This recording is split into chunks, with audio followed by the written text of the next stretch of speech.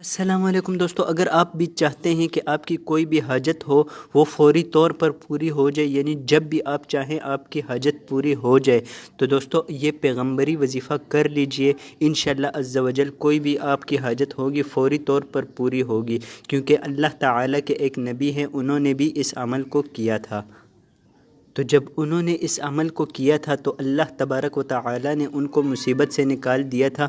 تو دوستو انشاءاللہ اگر آپ بھی کریں گے تو اللہ عز و جل آپ پر بھی اپنا کرم کریں گے۔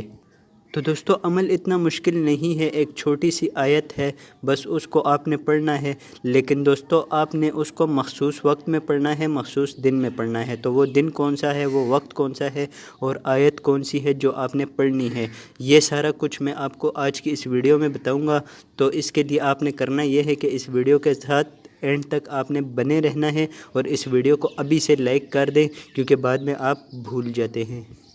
تو دوستو ویڈیو میں آگے بڑھنے سے پہلے اپنے بھائی کا نام بھی جان لیجئے۔ میرا نام ہے ابو بکر اور آپ دیکھ رہے ہیں ابو بکر اختر اسلامک چینل۔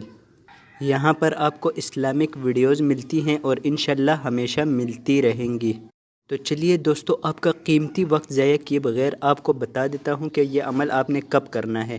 یہ عمل آپ نے کرنا ہے 7 ربیع الاول کو، یعنی کہ جو آنے والا اتوار ہے، اس کو آپ نے اس عمل کو کرنا ہے، یعنی اس دن آپ نے اس عمل کو کرنا ہے۔ عمل انتہائی آسان ہے، آپ نے سنا بھی ہوگا، حضرت یونس علیہ السلام کی دعا بھی اس کو کہا جاتا ہے، لا الہ الا انت سبحانک انی کنت من الظالمین۔